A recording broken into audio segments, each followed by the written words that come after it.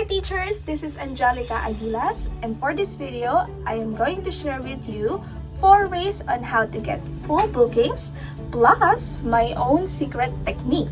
So make sure that you watch till the end so that you will know what it is.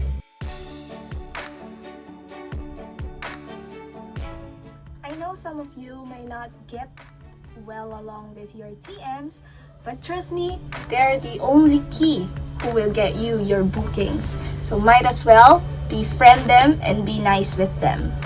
Now, I'll give you some tip on how you talk with your TM, okay? So that they will reply to you. Now, here is it. This is the common mistake that we are doing.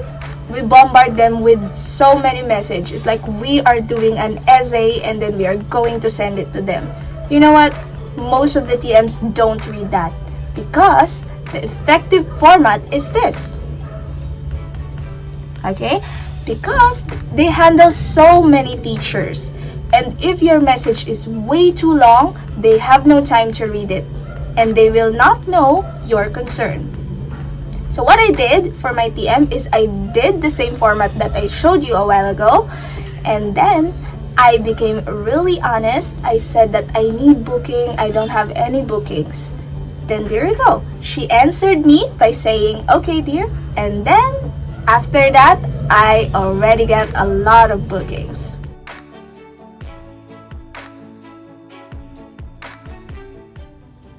I noticed that my students or the parents of my students get really happy when I give them a detailed feedback.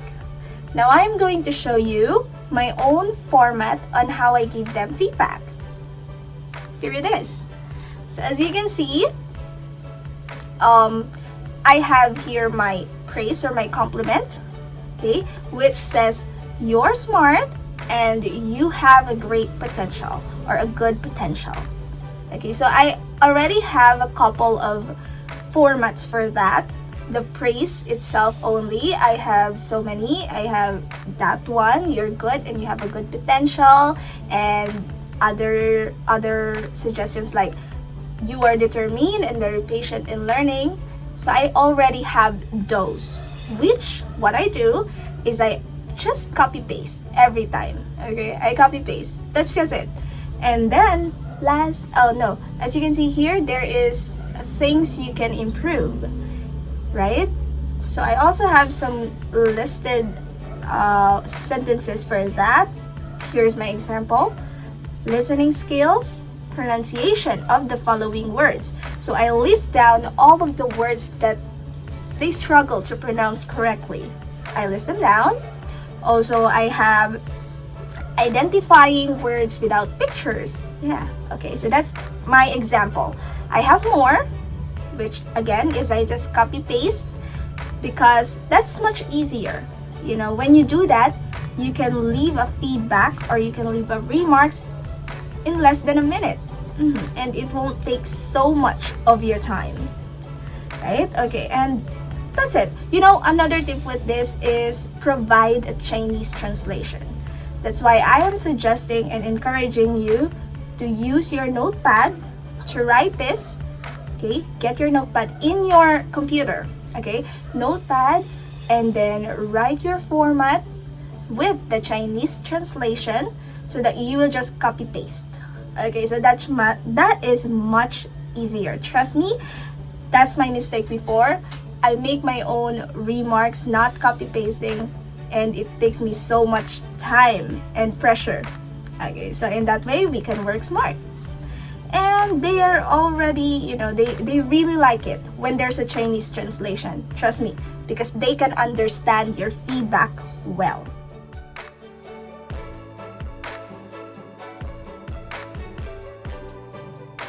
Now, be consistent with this, okay? Because I notice when the student or the parents of your student really like you, they actually, wait for you to plot your schedule. I had this experience when the parent of my student, just bombarded me with so much messages in the chat box while I was having class with her kid. She is asking me, when are you going to plot? We've been looking on their system or whatever wherever they look. I don't know actually. So she is waiting for me to plot my schedule. Now I gave her my time. I said that I plot every Saturday night. And then she waited, and I noticed this is consistent. I do it every Saturday night, and as soon as I plot my schedule, the name of her kid is already there. Okay, so be consistent with that.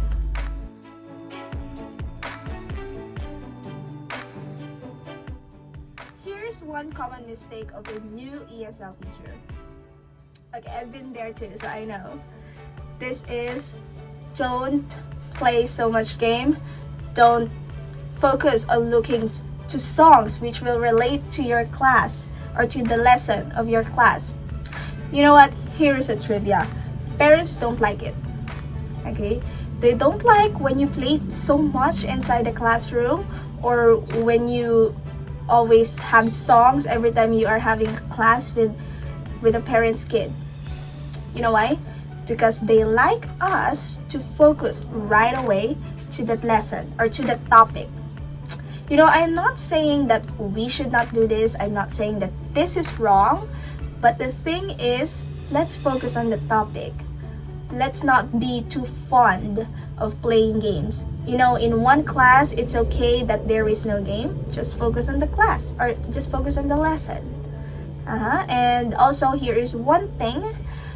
I suggest that if you have game, you better do it after the class. And limit it, not so much. If you want to play a game, make sure that the game is related to your lesson. For example, you are playing a making sentence game or a spelling bee, whatever, just related to the class. Okay?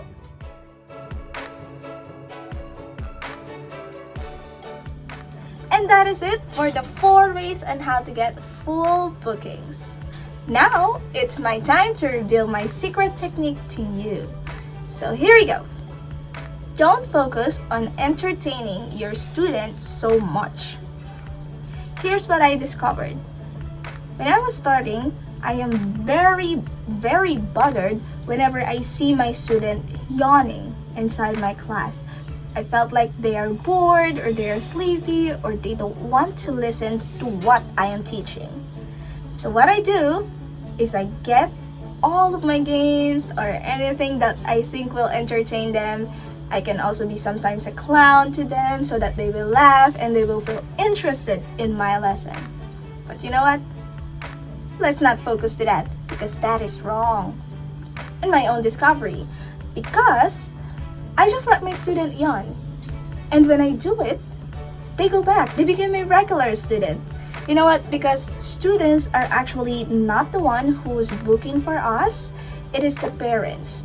And when the parents saw that we are determined on teaching their kids and not just entertaining their kids, parents will like us. Okay, so don't be worried when your student looks like he's about to sleep. Well, I am not saying that be serious all the time inside the class. Yes, that can really be the cause why the student is sleepy, right? But when I notice that my student is sleepy, I call his attention. Like I'm saying, "Oh, are you sleepy? Do you want to sleep?"